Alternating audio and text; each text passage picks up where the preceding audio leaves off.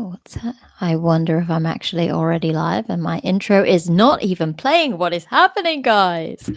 Um, well, hello and welcome to Pharmacist Diaries, guys. I can't believe I just had to just wing it and look like I was staring at a screen when normally my music plays and it's all set up to play and it didn't do it and it failed me. So welcome to Pharmacist Diaries, everybody. And I'm so happy to have you on to the podcast tonight. I can't wait to have this amazing conversation. So today we have Lauren Castle on the podcast. I've actually been following Lauren's journey for quite some time in the background, not just on LinkedIn, because that's where I spend most of my time, but also on Instagram. And I have been looking at her journey from the perspective of becoming an entrepreneur and setting up the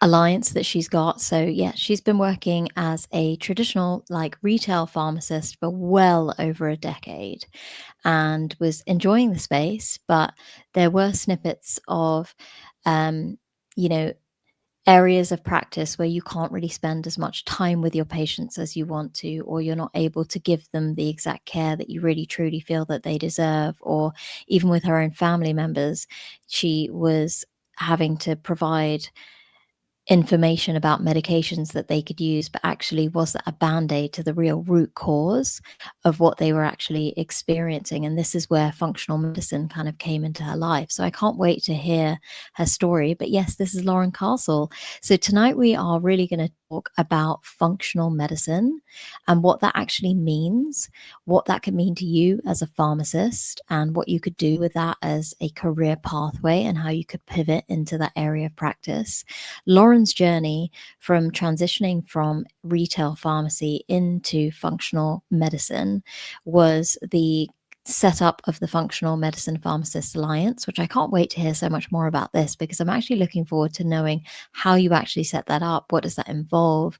How do you become a member? What do you do on a month-to-month basis with your members? So I can't wait to hear about that. But she also has an incredible boot camp coming up. So as part of the Functional Medicine Pharmacist Alliance, she has a 10-week boot camp where you can learn about becoming a functional medicine pharmacist and actually scaling and understanding what it is to replace your pharmacist salary with a functional what's with my words tonight, guys? With a functional medicine, like a clinic or a setup where you can actually treat your own patient. So it's a 10-week course. It has live coaching every week, and there's an incredible community that you can be a part of. And she actually gives you lifetime access to the Alliance as well in terms of membership. So enrollment has actually opened for this already, and it closes on the 22nd of September. So that's coming up really, really soon. It's about a week away. So we're going to learn a little bit more about that during the podcast episode. But yeah, let's just dive into it and start asking you questions. I've been completely thrown off, as you can tell, because my music didn't play. It's totally thrown me off from my entire episode. And usually I like to jam to my music and get into the flow. So I'm very sorry that it hasn't actually played for us tonight. But yeah, let's dive into it. Welcome to the podcast, Lauren. Thank you, Anisha. I am so excited to be here. This has been like a dream of mine to be on your show one day. And so here we are. And I've let you down without having my intro and like No showcasing letdown at all. the real Pharmacist Diaries. But yeah, no, let's dive into this. Just tell us a little bit about who you are, not just your pharmacist self, but like, yeah, just give us an intro as to who Lauren is. Who is Lauren? Well, I grew up here in the States, obviously. Michigan was my hometown and went to pharmacy school at Ohio Northern. Met my husband there, and that was kind of how I ended up joining Walmart. My original plan was to own my own pharmacy. Like, I worked at a little mom and pop independent pharmacy when I was in high school as a technician, and I absolutely fell in love with the profession and knew that's what I wanted to do. So like, I did a 0-6 program, which is just 6 years, like direct admittance into pharmacy school. Went straight through. I will say that pharmacy school was a lot more challenging for me than I imagined it would be. I was always like a straight A student growing up, and like really good at math and science and all the things. And then I got into organic chemistry and I was like, oh boy, like what did I get myself into? But there were other aspects of pharmacy school that I really loved and thrived in. And I loved being part of all the student organizations and leadership. And I also did a business minor while I was in pharmacy school, and took part in groups like NCPA, writing business plans, all of that, again, with this goal in the back of my mind that someday I was going to own my own pharmacy. But when I moved to Ohio, to be with my now husband, I had to get a new internship. And so that was how I ended up at Walmart. There was a career fair that they had on campus, and the recruiters from their company literally were like so amazing just as human beings that I was like, I just love the vibe that you guys are giving off. Like everyone's so friendly and welcoming. And so I decided to do an internship with Walmart, thinking that this was going to be a one time summer thing and I would move on because I already had my mind made up on what I wanted to do. And this was just to get the experience of working for the literal opposite of an independent pharmacy, right? Like Fortune 1, the largest company in the world. Um, but I was absolutely shocked after that first summer that I fell in love with it. It was very much like having my own pharmacy where they give you a lot of autonomy. But at the same time, you have all of these resources behind you because it's such a large company. So that sort of changed my trajectory for sure. And I ended up signing on with Walmart to become a pharmacist with them after I graduated. I knew that I did not want to do a residency or anything like that. I had my mind made up. And so, yeah, I went on to practice as a pharmacist, quickly got promoted to a pharmacy manager, which was part of the goal, and then kind of began the ascent up the corporate ladder, so they say. I love that though, because you found something that you actually experienced in day-to-day life during an internship. And I'm always encouraging my students to just go out there and experience what it truly feels like to be in the space of a pharmacy environment, not just experience what it's like to be in a classroom or in a lab or in a simulated environment where you're with your own friends counseling patients over a pretend counter. Going out there, especially like summer vacations and even the Christmas holidays, try to immerse yourself into environments that will help you to learn who you want to be. And you start figuring out what your likes are, what your dislikes are, but also what you're good at and what you're not so good at, what your passions are that might be completely different to what you think that you know about yourself, especially when you're still a student. You really don't know what it's like to work in a 9 to 5, Monday to Friday, because you've been living student life for so long. You might have worked weekends in a job, but it's not the same as like taking on, weeks and weeks of work where you get into kind of the swing of things. So I love that you found something and you said, I'm in, I'm all in, I'm doing this, I like it. And you followed a really traditional pathway in terms of going into retail, becoming a manager of a pharmacy, and then kind of working your way up the corporate ladder. And during that time, were there snippets of like clues that were speaking to you during that journey where you felt like, oh, maybe some like elements of functional medicine were kind of calling you, but you didn't really pay attention to them? Or maybe you just thought, this is the way that I'm meant to treat my patients because I am a pharmacist. I'm meant to be giving advice around medications, not necessarily looking at the root cause or always considering preventative medicine as well. Like, were there any kind of thoughts that were popping up for you during that time? Absolutely. You know, definitely some of the clues that I had, I was very focused on, the leadership aspect and management and operations and all of these things. And I think a lot of that was instilled in me from my dad. Like early on, my dad was always in management. So like I never knew any different. Like I never knew that that wasn't the goal of becoming adult, was to become the manager. So when I actually started working in the pharmacies. And I'll never forget the first time I applied for the pharmacy manager job. And I told another pharmacist I was applying, and he's like, you might not want to tell people that you're, applying for all these things in case you don't get it, or, you don't want people to think you're too ambitious. And I was like, what? Like, what do you mean too ambitious? Like, that's the goal of life, right? Is to like move up in life, right? And so those were some of the early signs that I was like, oh, there's different perspectives here. And maybe not everyone does want to be a pharmacy manager and managing other people. But then from the functional medicine side, I look back on it now, and I think I was always exposed to like herbal medicine, even as a kid. My mom was, I don't want to say like a crunchy hippie kind of mom, but she definitely had a whole medicine cabinet full of like echinacea and valerian root and ginger for when we were nauseous.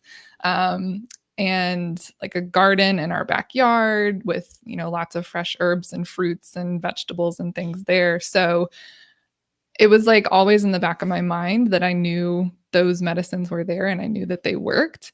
But I was also equally fascinated with pharmaceuticals and over the counter drugs, and remember being sick a lot when I was a kid. So I was always on like the orange ibuprofen and the pink amoxicillin and the purple cough syrup, right? And so I just sort of had all of these things blending together, sort of all along. But then once we actually ended up moving to Michigan again, which was very ironic. I said I would never go back to Michigan and didn't bother getting a pharmacist license in Michigan or anything like that. But my husband actually worked for another large corporation. And so between the two of us, we were sort of at the mercy of wherever the companies decided we were going to go next. So we ended up back in Michigan. And I was working outside of Metro Detroit. And at that point in time, the opioid crisis in the States was at its peak. This was like 2015. It was almost scary, to be honest, at times to see patients, struggling and coming in with these prescriptions that you knew just potentially were not valid. And that, again, we're treating what, right? We're treating symptoms of something deeper. And that oftentimes is what leads to addiction. But yet, at the same time that, I saw all of this challenge with my patients, I and my husband kind of started experiencing some health challenges. And I couldn't really put our finger on it. Like we thought we were pretty healthy in terms of our lifestyle, in terms of, eating according to like the food pyramid, or picking the whole wheat grain and drinking the skim milk, all the things that the dietary guidelines tell you to do, and trying to go work out at the gym, making time for that, even though we both worked very high stress jobs, long hours, all of those things. But all of a sudden one day we got this flyer in the mail for an integrative wellness center. And I took a look at it and I was like, we're really struggling with like all of these symptoms, like these very nondescript sort of things that, sometimes your patients will even come to you and say like, I just don't feel right, right? Like I've gone to the doctor, they say everything's fine, but I just don't feel good. And whether it's brain fog or fatigue or headaches or stomach issues, a lot of Americans, especially, I'm sure it is this way around the globe, right? Digestion issues, just things don't feel great. And I kind of got curious about it. I was like, okay, what is this functional medicine? That's what they were calling it. So I started researching it, looking into it. And at that point, the Cleveland Clinic, which is a really big teaching hospital here in the States, had actually just started a partnership with the Institute for Functional Medicine to create one of the first Cleveland Clinic centers for functional medicine. So that was sort of a clue that I was like, all right, well, if Cleveland Clinic is doing this, I think there's something to it. Let's go check this out and see what this, clinic has to say. And they kind of walk you through this whole, journey that's really unlike the typical doctor's appointment, right? Normally you show up, the doctor comes in, they ask, what's wrong today? How are you feeling? Check your pulse and your vitals, and then just hand you a prescription, right? Maybe order some blood work if it's been a while, but it's usually just sort of in and out. With this, you sit down for like 90 minutes for your first visit, and they give you literally a binder of information and forms to fill out, going through your entire health history, all the way from birth until what brings you in today. There's questionnaires about your symptoms and kind of ranking all of these different things. And then they really put together this entire journey for you that is going from, how we're going to develop a treatment plan together and all of these additional lab tests that I had not heard of, things like food sensitivity testing and all of these different supplements that seemed a little expensive, to be honest, at the beginning. But once we put all these pieces together, it was truly life-changing. So in my husband's case, he ended up having gluten and dairy sensitivities, which we had been, eating all of those foods. And it was like the foods that we were eating that we thought were healthy were actually the things that were causing more inflammation and causing more of these symptoms. And what that ends up doing within the digestive tract and the GI tract or the gut is sometimes it'll be called leaky gut, which, really what that is intestinal permeability. Like we know that we have tight junctions that are there designed to help, really protect our immune systems. But when we have that inflammation and they start to weaken, that's when you can start to have this more systemic inflammation that happens. And that's how people end up with a lot of these other symptoms that go beyond the gut into this fatigue, this sort of inflammation process. And so once we found all of that out, he actually had something else with candida overgrowth. Again, only thing I learned about candida in pharmacy school was this is immunocompromised patients, that it's very rare, but it can be really severe. So in this case, we're looking at the microbiome and talking about candida overgrowth within the gut. So this is 10 years ago.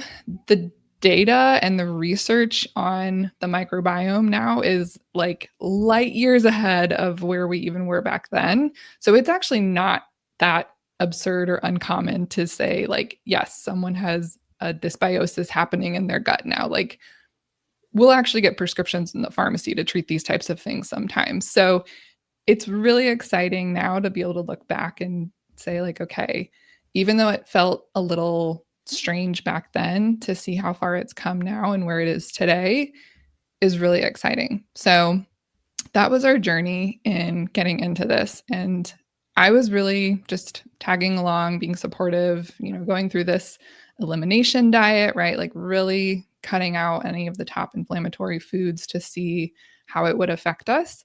And my own energy levels were so much better. Like I just felt incredible. So for that, I really just decided, like, okay, I am totally sold into this. Like, how do I do this as a pharmacist? How do I learn about all of this? How do I catch up on this knowledge that I didn't get in pharmacy school?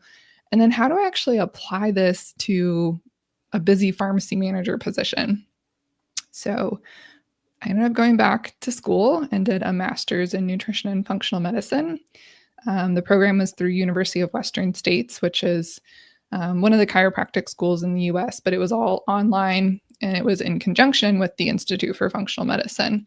So to me, since I hadn't done a residency, I sort of always had in the back of my mind that I wanted to do additional training. So I was actually looking at like an MBA program or like a public health master's, since those sort of lined up with my career trajectory at Walmart. But once I found this program, I was like, I think this is the route that I want to take, because even though there were specific certification programs in functional medicine, I knew that my goal wasn't just patient care. It really was like a systemic approach. Like, how do we integrate this into the overall profession and into the workflows and the environment? So I wanted a degree, right? Like really something that would set me apart from the average practitioner to say like, yeah, I'm planning to be an expert in this field so that I'd be able to have these conversations with higher level leadership. And that's exactly what ended up happening. Oh, love this story. Okay, I have to stop you because I've got like 5 questions, but also just to give you some feedback in terms of what's going through my head, because my husband and I, when we lived in Dubai, especially, we were so particular about our health. And we also didn't have children at the time, so it did feel so much easier in terms of time to be able to look after ourselves and not have all the additional responsibility of 2 small humans and looking after them 24/7. And when we lived there, my husband was also working in the health and fitness space, and he was working as a personal trainer, doing a lot of nutritional advice for his clients. I mean, people would pay to even support with supermarket shopping because Mhm. they didn't know what was healthy versus unhealthy or how to even read food labels. We were working out all the time, but we were really aware of all the kind of foods that cause inflammation, because I used to suffer from a lot of bloating with dairy. So I completely cut it out. We cut out gluten from our diets, and we noticed like a massive difference with our energy levels, our fitness, like the amount I could lift in terms of weightlifting at that time. And I was doing Olympic lifting at the time. And there were significant differences to our health. And having moved back to the UK, it has been considerably harder to commit to the same level of training and kind of like cooking and all of the kind of health benefits that we had living out there. Part of it is the weather here makes you, when you're cold and you want comfort food, you tend to like automatically go to beautiful breads and soups and pastas and things like that, which make you feel really like comforted in the winter months, especially when the UK is so cold all the time, but also just for convenience because of the way that our lifestyle is here. There's longer commutes to and from work. And when you look at what I do on a day-to-day basis at work, there's so many times that I've used my personal knowledge on this topic, which I've actually just learned from doing it myself, where I then try to support like my own patients in understanding elements of preventative medicine. And in pharmacy school, we didn't learn a lot of this. And I've even been teaching in pharmacy school in the recent few years, and it's still not really embedded into the curriculum as much as I think it should be. They focus a lot on reducing your alcohol consumption, helping people to stop smoking, and just following the general kind of like government advice on food consumption, which is eating, your 5 fruits and vegetables per day, having protein and like good carbohydrates. But there, you really don't dive into kind of much more than that.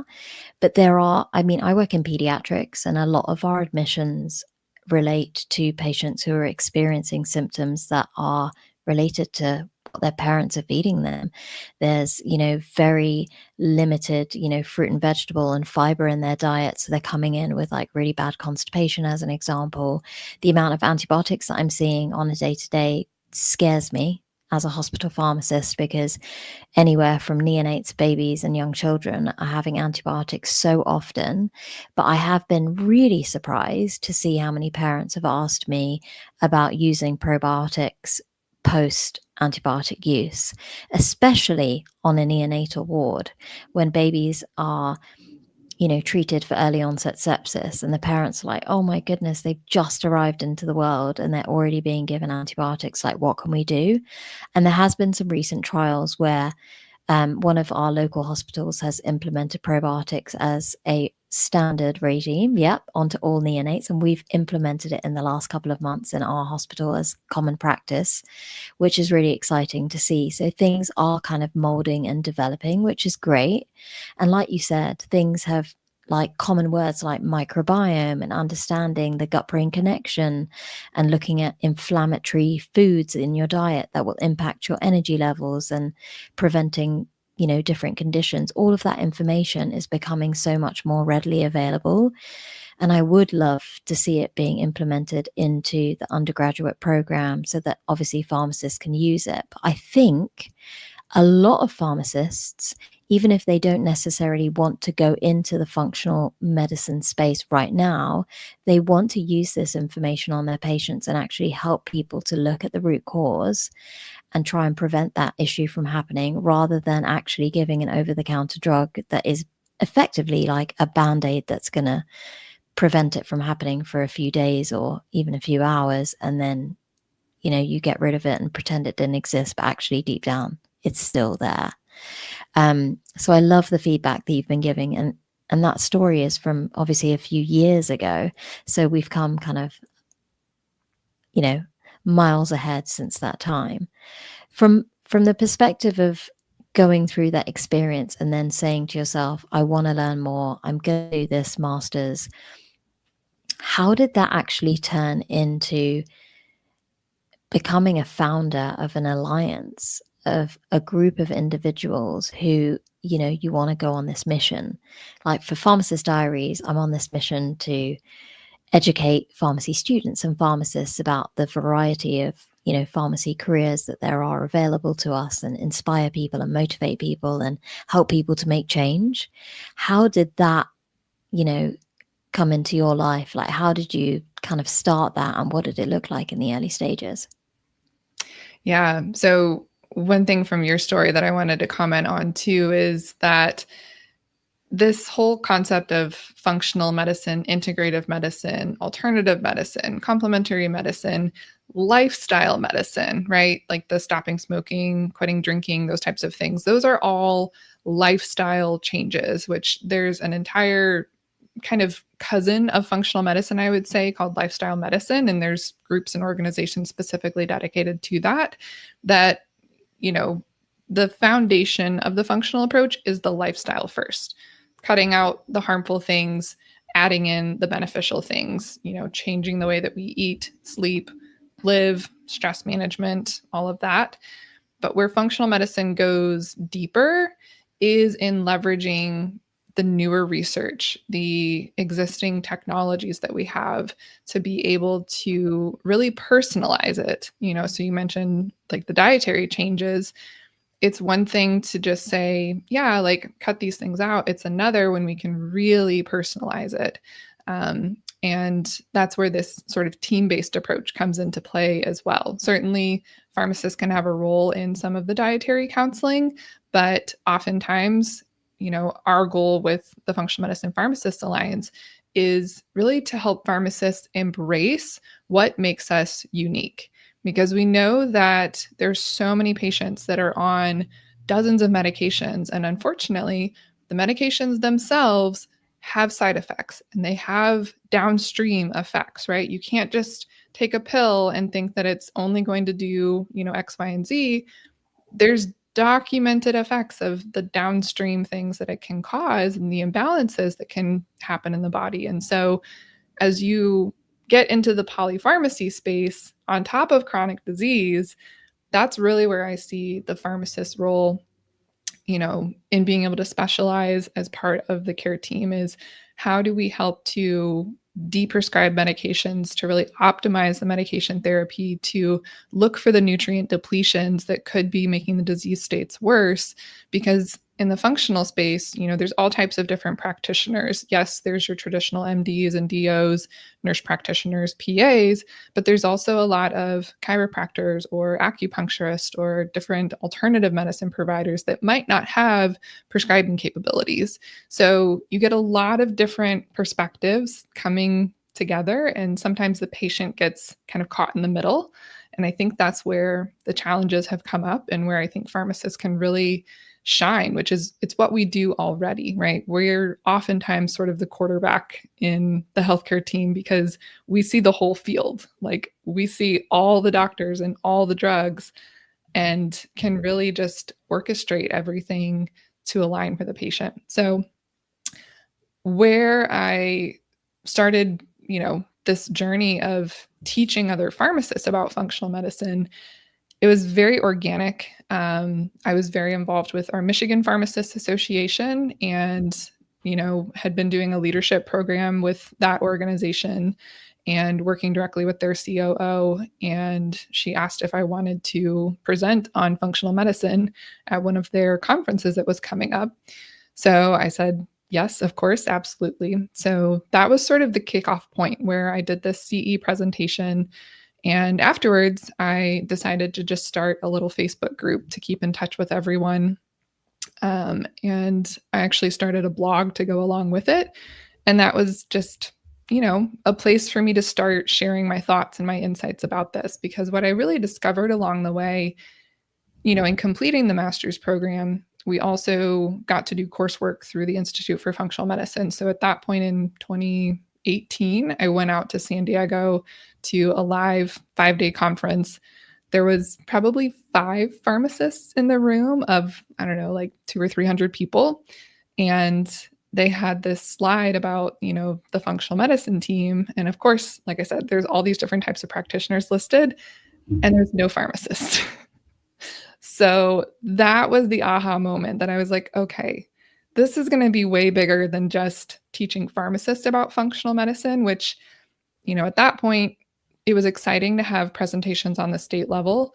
And we were getting traction with other pharmacists in our group coming together and people that I went to pharmacy school with or people that I was part of NCPA. It was just exciting to see like all these paths of people I had connected with coming together. But when we sort of approached some of the larger pharmacy organizations and asked to promote CEs on these or create like interest groups within the organizations, we got pushback that they were like, well, there's not really enough evidence to support this yet. And so I sort of realized like, all right, well, maybe the profession of pharmacy isn't quite ready for this yet, but I think there's a lot of work that we could do in the functional medicine space to bring more pharmacists into these organizations and start to educate these functional medicine providers on what pharmacists can do. So that sort of began our first partnership with the Institute for Functional Medicine.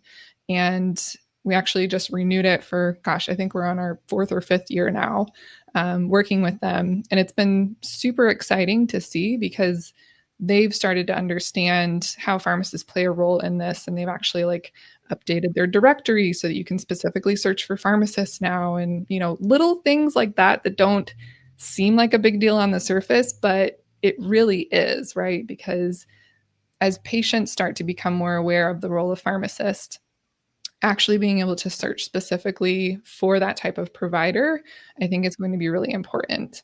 So that was some of the kind of early start with the Alliance. But it really started to grow once I went to, there was a pharmacy symposium that used to be run by a supplement company here in the States. And someone from that organization discovered me online and the blog and the Facebook group and all of these things. And he said, hey, I really think you should come to this. So I got to go to that organization, and there was a lot of independent pharmacy owners. So it was so ironic because at the time I was still working for Walmart, but then I'm walking into this conference with all these independent owners and they're sort of scratching their heads like, wait a second, you started an organization on functional medicine? And it's like, yeah, because it can be practiced anywhere in any setting. And it's just a matter of changing the way that we really think and how we operate and work with our patients. Oh, I love that. I guess that's a really good pivot into what can a functional medicine pharmacist genuinely, what can they do? What does their day-to-day life look like? If you were to build this as an entrepreneur and leave your traditional pharmacy role, what could that look like for someone right now? So the first thing that I really try to drive home for people is that functional medicine is not a profession in and of itself, right? There is no licensure to become a functional medicine practitioner. There are certifications, but it's sort of the same as, like a board certification that, yes, it's saying you have this extra body of knowledge, you've taken an exam, you have proven your competence, but it doesn't change your scope of practice in any way, shape, or form. So, with that in mind, what you really have to ask yourself is, what scope of practice am I operating in as a pharmacist? Sometimes the scope of practice, yes, United States, it's dictated at the state level in terms of what we can and can't do, but it can also be dictated by the setting that you're in, right? If you're working in a hospital, then you're going to have very different constraints around what your day-to-day job is going to look like versus working in an independent pharmacy or working in a community retail pharmacy, right? Or potentially working as a consultant pharmacist. So it's really more so getting clear on what kind of pharmacist do you want to be first and foremost, and what setting is going to allow you to actually support your patients. So for most pharmacists starting out, and this is what I did, in my entire time that I was at Walmart, I ended up getting promoted to be a clinical manager for 12 stores where I'm working part of my days as a pharmacist on the bench. And then the other days, I'm actually going around to the stores doing training on things like medication therapy management, on point of care testing, and even a little bit around nutrition because we were doing these wellness days and there was a lot of discussion around, how do we actually change our behaviors, right? Because we're testing someone's cholesterol, we're testing someone's blood sugar. Yes, we have medications for these things. Yes, we have immunizations that we can offer in the pharmacy. But at the end of the day, particularly within Walmart, right, you have all of this food that you're going to go purchase. So there was actually an opportunity to start counseling people on their lifestyle at that point. So it was really exciting to get to start to weave all of those things together. And I also really started to see like our supplement aisle grow and change and shift over the years. Little things like the types of B vitamins that are available on the shelf. If you're thinking about personalized medicine, someone that has genetic mutations or SNPs for their MCHFR genes are going to potentially have a harder time with using different types of B vitamins, right? They might be looking for something that's a methylated B vitamin.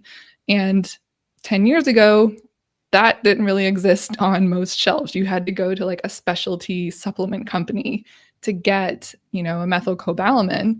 But nowadays, you can find these on your typical pharmacy shelf. So those are the types of things that you start with whenever you're saying, I want to be a functional pharmacist. Like, start with the low hanging fruit, the simple interventions that you can start to bring into your patient conversations if you're counseling someone. Um, there's so many medications, again, that can cause nutrient depletions. That's another really key area that I think pharmacists can support in. So some of these things we actually do learn in pharmacy school, but I think that the lens they're taught through is sort of dismissive, right? Like CoQ10 for statins, right? What does the evidence say? Are there these giant, robust trials saying that, it's super great? Not necessarily. There's some evidence, and we know mechanistically how statins can deplete CoQ10. But what functional medicine is all about is that it's individualized and it is specific to the patient. So if we have a patient who's struggling with, muscle soreness from their statin, then how do we approach that conversation with them? If the CoQ10 helps them, then great. Like, let's use it. If it doesn't, okay, what else can we do to potentially help this patient? How can we think more upstream? And that's really where the functional medicine approach starts to play in, because oftentimes this is like the typical patient scenario that someone comes in with diabetes, a thyroid medication, and a statin for cholesterol, right? If you actually go upstream and treat the root cause, think about your whole like HT, or I'm going to mess it up now, HPATG axis, right? All of your hormone systems that are aligned, your thyroid is driving your metabolic health. So until we actually treat the thyroid health, then yeah, your blood sugar is going to be messed up. Your cholesterol is going to be messed up. So that's how they're all connected. Instead of just seeing them as three different drugs, three different disease states, three different specialists that they have to go to, you can put it all together and see how they're connected. So what do we know is the main driver of thyroid issues? It's Hashimoto's. And it's so funny because I actually went back into my pharmacy school notes and looked, and I had one single line that I highlighted that said upwards of 80% of hypothyroid is actually caused by Hashimoto's, which is an autoimmune condition that we can treat with lifestyle. But how often do we actually take the time to explain that to a patient? Rarely, right? They're just assume like, oh, I'm going to be on these drugs for the rest of my life. That's just how it is. Not, oh, I can put this into remission. I can reverse my diabetes. I can completely eliminate the need for cholesterol medications potentially, unless, right, I have some genetic predisposition, which could be a totally different conversation. So that's what I love about functional medicine is that it's not going to look the same for every pharmacist. It's really going to be specific to the practice setting that you're in and the level of the scope of practice that you want to work at. So start with where you are, but for a lot of pharmacists, they're going to find that the workplace might limit their abilities to really spend the time working with the patient. So that's why we see a lot of pharmacists starting their own businesses as entrepreneurs, as consultant pharmacists, and either entering into collaborative practice agreements with physicians, which in the US, that's definitely a newer model that's not necessarily available in every state, but in the states that it is, it's amazing, right? Because then the pharmacist can actually pretty much take over all of the pharmacotherapy interventions that need to happen and manage all of that for the physician. The other type of practice setting really is, just independent practice as a pharmacist where you're doing this MTM, this medication therapy management. Sometimes it's cash based, but there's also ways that we can bill for these services. There's also ways that we can add on services like remote patient monitoring, chronic care management, and actually start getting into the insurance system to bill for some of the services as well. So there's a huge spectrum that is available. And I think it's going to start really expanding globally as well because pharmacists in other countries, I'm super curious to learn about, the UK and what pharmacy practice over there would be like and how we could integrate a functional medicine approach because this isn't something that's, just in the US. Like functional medicine and the organizations that train pharmacists, they're global. This is truly a movement that is really expanding right now. So it's exciting. No, that is really cool. And I love that there are the different aspects of it from how much you want to get involved. And I was actually going to ask you about the insurance because I was wondering how much coverage people would get for this type of service. And it looks like you can work around it a little bit and be able to cover your expenses through insurance, which sounds incredible. Because initially I was thinking that it must be that the patient or the individual finds a practitioner and they pay them directly in, as a service, like any cash-based service, which has nothing to do, completely independent of a healthcare system. So I'm really excited to hear about the integration. It must be quite similar to what Jenna Quinn does, who's a pediatric pharmacist who does a lot of pediatric consulting for different practices around the US, where there's that collaboration piece, working with different clinics and centers to help with the kind of pharmaceutical aspects of pediatric care. It must be a similar model to that in terms of how you claim for insurance and make that kind of connection with different providers, which is really cool. I love how that's slowly molding for us as pharmacists and developing. So in the UK, the healthcare system is pretty much kind of governed by our government. So every time that you see a doctor, like we call them GPs, a general practitioner, so a primary care physician in the US, or you go to a hospital, whether that's A&E, an outpatient visit, you have a surgery, you're admitted to a ward, you're being administered TPN, like all of that, you don't pay for anything up front. It all comes out through your taxes for employment. But all of those interactions that you have are completely what feels like a free service. So wait times, I think, are a lot slower than the US. Like your ability to get an MRI quickly, unless it's an absolute emergency. You might be on a wait list for a few weeks, if not months. There are some surgical operations where you are waiting behind a lot of people because you may not have what's like the US, where you have the insurance to cover it pretty much today or this week. So things are a lot slower in terms of getting diagnosed. I think that's one of our kind of biggest issues. But what I would say with pharmacy is that we are developing as a profession at the speed of lightning. Graduates from pharmacy school from 2026 will come out of pharmacy school as prescribers. They will be able to put pen to paper and prescribe a medication for a patient, which is something that's completely wild, but amazing in so many ways. So at the moment, once you qualify as a pharmacist and you are practicing on a day-to-day basis, you can take an additional course as an independent prescriber where you learn about physical assessment skills, how to diagnose a patient, how to order different types of like blood tests, how to do your monitoring, how do you then, review the patient, whether it's weekly, monthly, and how that all kind of works. How do you document and communicate with the rest of the medical team or their general practitioner as to how you've treated them? And a lot of those services are either in your primary care physician's office or your GP practice. Some of it can be done in a retail or community pharmacy. So say you set up a travel clinic, you could do that, or maybe you set up a diabetes clinic and you're treating patients with type 2 diabetes with different medications. You could also be working in a hospital like me. So I work in pediatric palliative care. So if I wanted to prescribe in the area of my expertise, which is palliative care, so whether that's pain management, constipation, I'm looking at, anxiety or shortness of breath in my patients, and I'm looking to prescribe morphine, midazolam, chlorohydrate, things like that.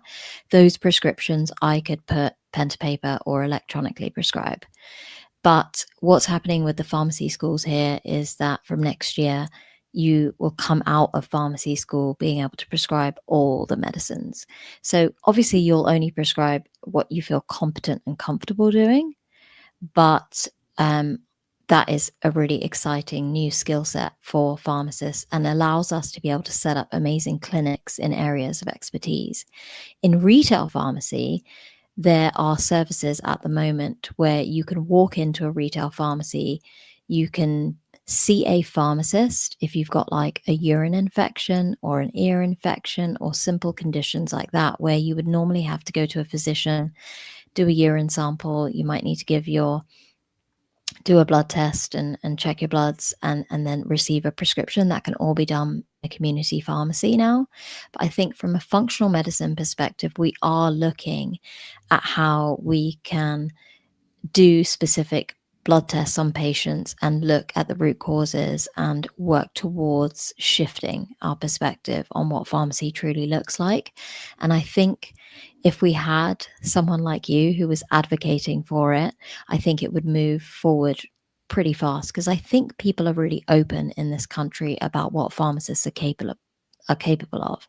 We're really well respected as a profession. I think we haven't had the best voice. Pharmacist Diaries, actually, it feels like I've had a voice over the last 5 years, and I've been able to advocate for lots of different aspects of what pharmacy has to offer and what we have to offer as individuals. We tend to get left out, even in the media. It's always doctors and nurses do this, this, this, and this, and they're amazing at this, or they're getting funding for new staff, but pharmacy always gets left out. But I think that if we were to advocate for more services, you would see a massive rise in this area. But there are pharmacists who are going down the functional medicine route, individuals, but they are doing it as entrepreneurs at this point. Yeah, absolutely. The interesting thing is that I think functional medicine is going to start to become more integrated into care overall. I certainly see this happening in the US, given the very interesting, divisive political climate. But if we can actually try to see the silver lining and some of the good things that are coming out of this around, what does good health look like? How do we cut back on processed foods? Because health is systemic, right? It's not just an individual's choices. It's also what are the choices that they have to choose from, right? And your socioeconomic status can determine these things. It's a very nuanced topic.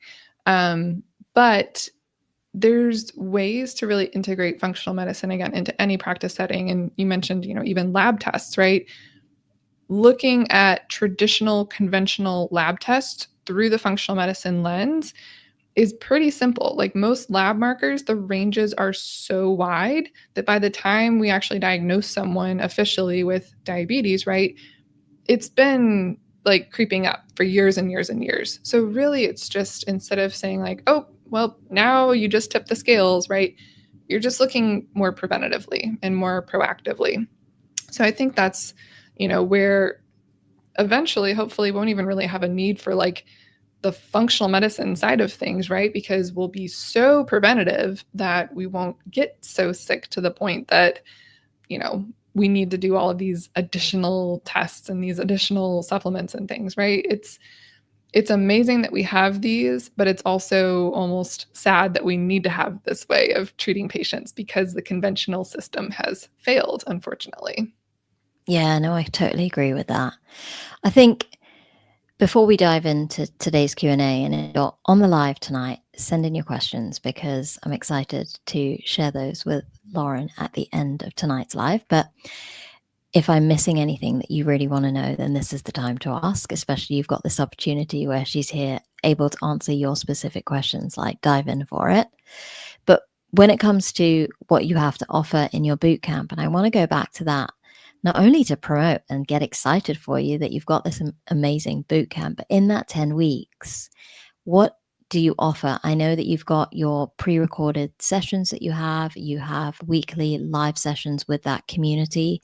And I love that you use the word community because obviously individuals who join the boot camp will meet other like-minded pharmacists who are on the same kind of mission and path. And that community makes it so much easier in terms of accountability and support and friendship and all of the things that you need when you're trying to make a pivot into somewhere new. But when it comes to the actual content that you're actually teaching, what do you cover in that 10 weeks? Yeah, so the boot camp is really where I recommend any pharmacist who is interested in functional medicine starts. Most commonly, I get questions saying, what certification should I do to become a functional medicine pharmacist?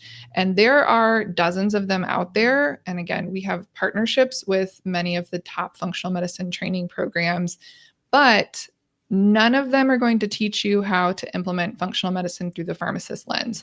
So that's why we created this boot camp, because I again, personally went through and spent $25,000 on a master's degree. I finished that program. It served the purpose that I was looking for when I was, at Walmart and got to implement functional medicine sort of at scale. But then I also went back and did additional training, right? The IFM program. I studied with the School of Applied Functional Medicine. I even enrolled in the Functional Medicine University to sort of like test out all of these programs and figure out like which one is going to be the perfect program for a pharmacist. And what I learned through that process is that they all have their pros and cons, and it really comes down to figuring out how you want to practice, what specialty you want to work within. And so I went back and I said, okay, if I could start this journey all over again, like what would I specifically do to save myself, the thousands and thousands of dollars and the 2 to 5 years of time that it really took me to get where I wanted to go? And so that was how we created the boot camp. So our first week, we really spend time getting clear on your vision. Why do you want to practice functional medicine? For a lot of pharmacists, it is very personal. There's something in their own family or their own health where they have experienced challenges. And, much like you, right? You kind of stumbled into it and realized like changing my diet changes how I feel, changing my lifestyle made a difference. Or they saw a functional medicine provider themselves and really realized how much of a difference it was making. So we get super clear on the foundations. We also spend some time actually talking about finances because that is a very real barrier as well. It's very easy for us as pharmacists to have these comfortable jobs that provide insurance for us, a good salary, and to think about leaving that stability is scary. So in my own journey, it took me a number of years, and we really didn't even get into this part of the story. But after I got promoted to being a market director, working through COVID, building this alliance, I was also caregiving for my mom, and she ultimately passed away in 2021. And that experience led me down my own health challenges. And I realized that the money wasn't worth it to stay in a job that I was no longer happy doing, that wasn't fulfilling me, and that was destroying my own hormones. Like my hormone levels had bottomed out because I was so exhausted. And it took me a whole year going through a functional medicine experience to get my hormones fixed. But then I also realized the limitations that functional medicine can have if we're only looking at the physical biochemical systems and we're not actually treating the whole person, like mental health, emotional health, and even spiritual health. So the second part of my journey has really focused on those aspects. And that's why we spend all of that time in the beginning of the boot camp getting clear on why this is so important to you and how this is going to play a role in your life, right? Not just for your patients, but like what's the real driver of why you're here on planet Earth, why you ended up becoming a pharmacist, and what you're really meant to do in this lifetime if it's not to just stay behind a counter or stay in a basement and continue to count pills. So we look at financially, what will it take for you to do this successfully? And then we go into the market research, the research that it's actually figuring out, okay, how is functional medicine going to work in my specific situation? What types of patients do I want to work with? What types of programs do I want to deliver? Do I need to make a switch? For some patient or for some pharmacists, that is an entrepreneurship, but for others, it might just be changing a practice setting. I had a pharmacist in our summer cohort who had been a pharmacy manager for a large chain. She's a recent graduate, and she ended up deciding that wasn't going to be the right fit for her. But she found a compounding pharmacy in her town that decided to hire her and bring her on. And they're actually going to help invest in her functional medicine training because they want her to do this so badly.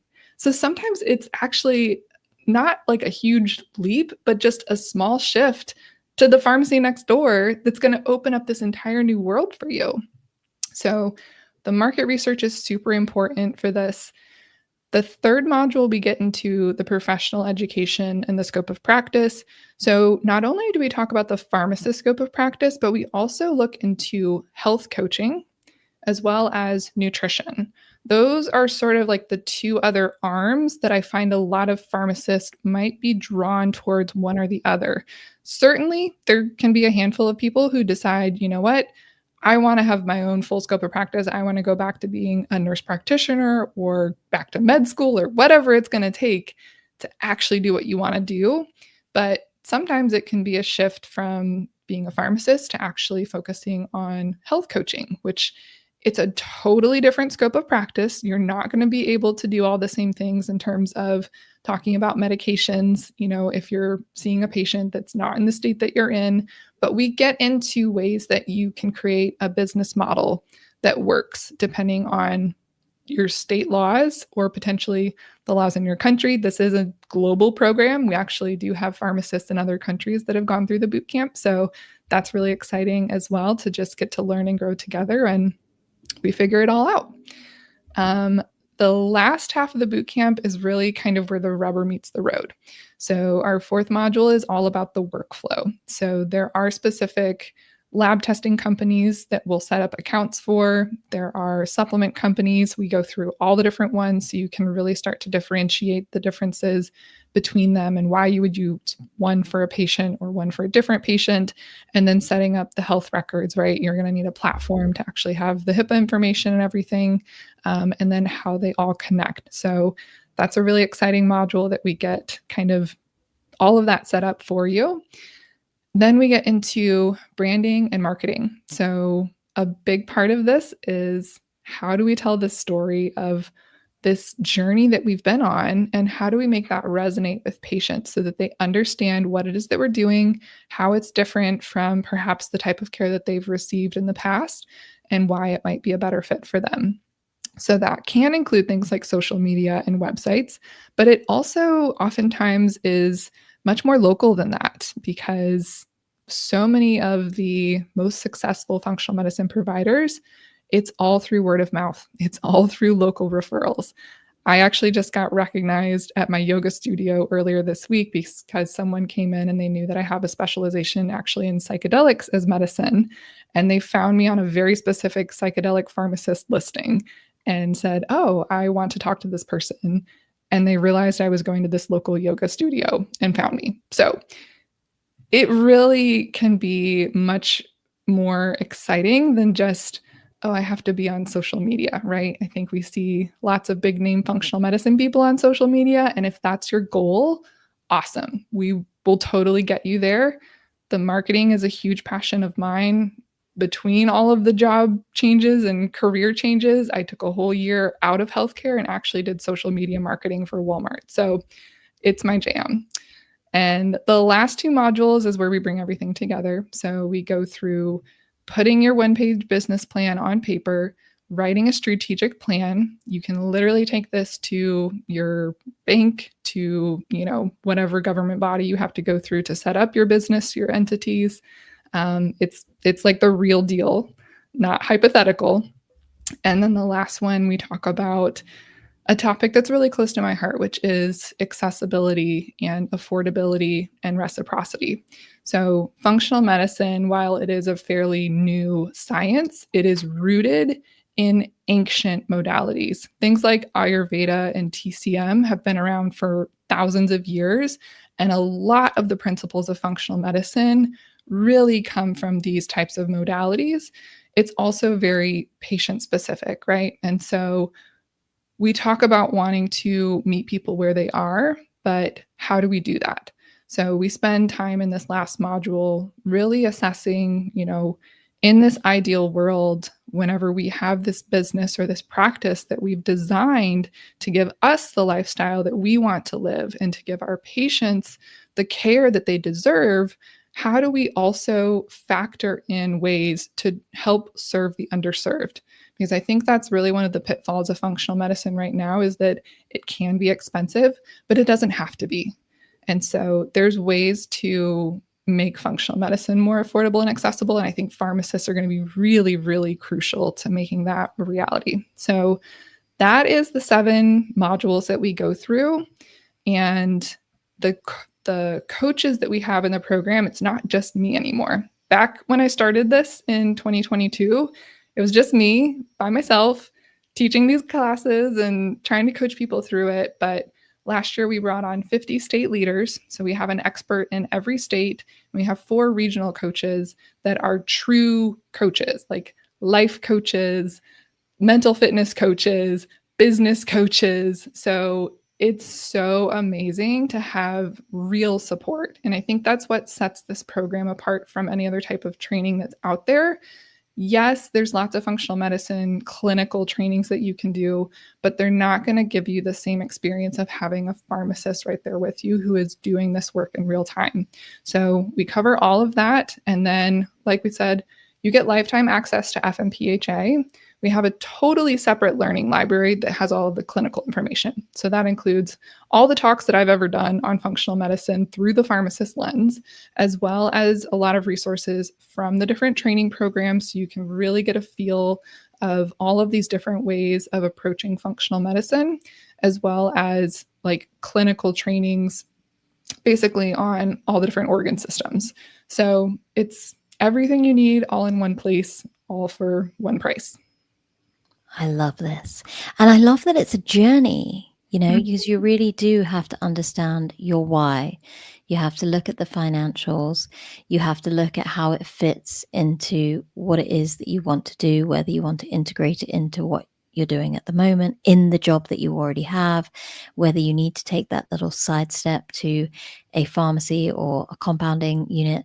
that is going to be really happy to support you on your journey, or you do it as a full-time entrepreneur. You help people to actually understand where does it fit for them. It's not a one-size-fits-all kind of, boot camp. And then you're really taking them down the route of figuring out everything from I love this, bank details, and like how to truly get set up. Because a lot of the courses that we enroll into as traditional pharmacists, like even if you I don't know, if I did a diploma in pediatric palliative care, that would be something I would be interested in. It gives you a lot of the foundational information, but not necessarily the practicalities of how to implement that into practice. So you get all the clinical content, but actually you want to be able to understand, well, okay, this is the patient cohort, this is how the system works. How do I, best utilize the knowledge that I'm gaining here into the system?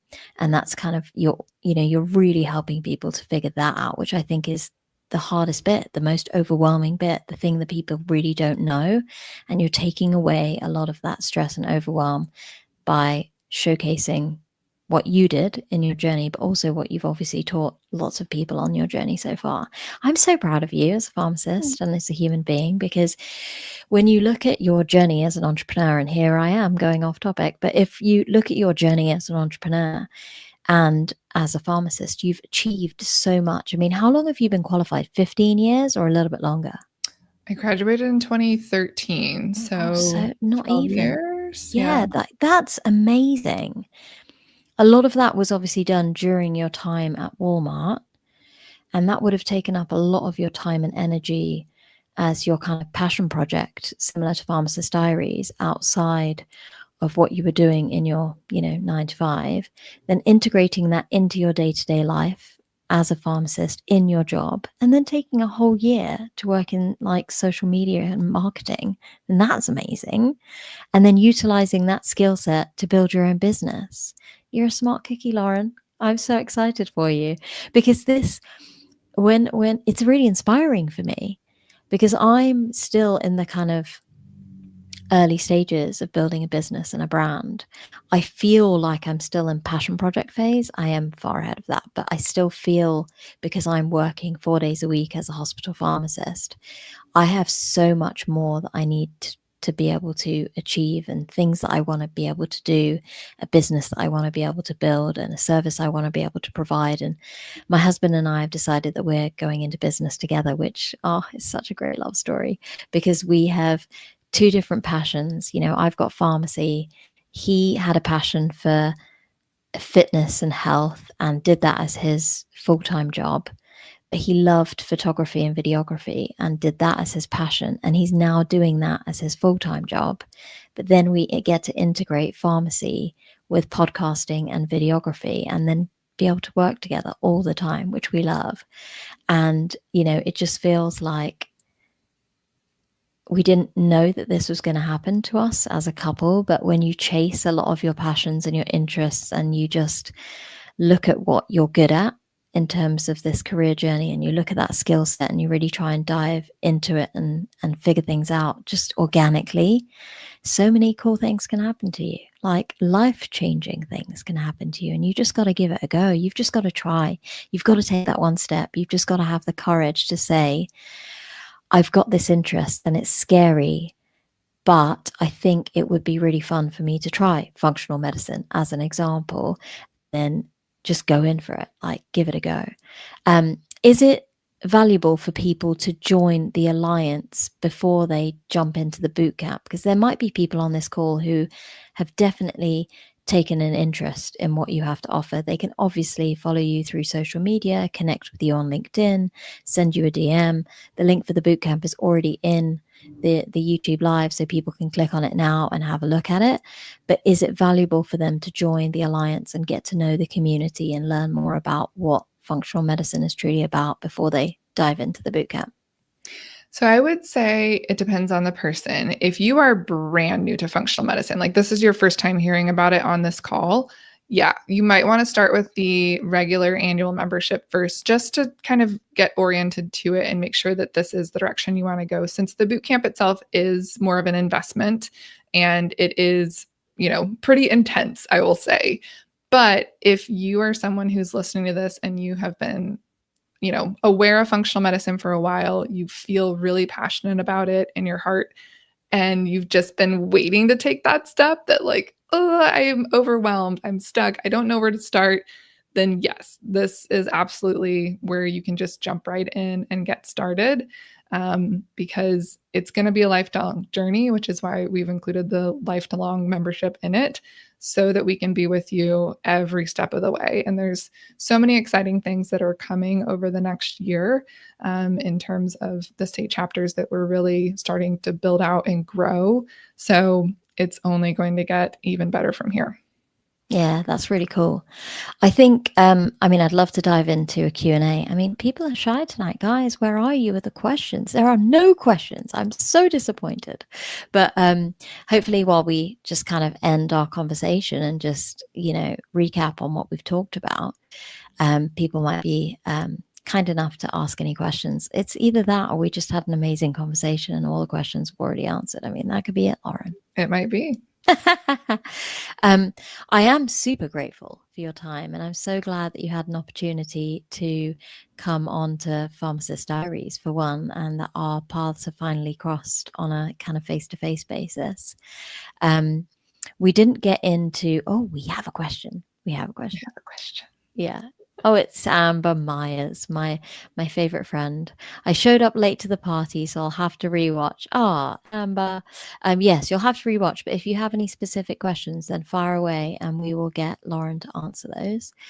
But no, I'm just really grateful that we've had the opportunity to learn more, because there are so many things happening across the globe from a pharmacy point of view, where we are stepping into all sorts of unknown areas which didn't exist at all for pharmacists, but are the perfect fit for pharmacists. And doing this series has taught me how incredibly equipped we are with a degree in pharmacy, and the skill set that we gain from doing that degree and putting in all that work is transferable to so many areas of practice outside of just the traditional space that we know and live and breathe on a day-to-day basis. And I'm just so excited that Pharmacist Diaries is able to showcase it, because there are so many newly qualified pharmacists who are entering into the world of pharmacy, or students out there who tune in, who will learn that actually, wow, I can do this. This is interesting. How do I get into it? So I really appreciate a lot of the information that you gave tonight. It was super educational, and really honest. And you just really dove into the questions really, really well. So thank you for giving me your time tonight. Absolutely. It's been, like I said, a true dream to be on the show finally. And I'm so glad that you've built this platform to inspire pharmacists and get all of these stories out. That's really what it takes, right? It's just to use your voice and put it out there. Agreed. So no more questions tonight, guys. I can't believe you leaving us hanging, but hopefully we've done an amazing job of giving you all the information that you need. This is episode 5 in a series of 12 episodes on non-traditional careers. I actually had Jamie Wilkie agree to come on for a sneaky peek episode just for fun in the next few weeks. So I will let you guys know when that's happening, because that will just be an open-ended, amazing Q&A just to learn about what she's up to. She's got her, obviously, Love My PharmD newsletter. She's launched a course online. She has recently also given us an amazing list of all the non-traditional careers, but we have to now go back to her and ask her to fill this one in, right, Lauren? Yeah. We have to make sure that functional medicine is added to the non-traditional list. So we will get back to her and make sure that's added in. But there are so many career pathways for us. And if you haven't read her most recent newsletter, which is on LinkedIn, you will get access to this incredible platform that she's created, which is all free, and you can access it. You can see all the different career pathways, how much money you can earn, the skill set that you need, the type of job that it is, the career progression that you need once you're in the job. It's really cool. I've had a look at it this week and really intrigued by a lot of the career pathways that are on there. Otherwise, I will see you in a couple of weeks for our next live, and have a wonderful week.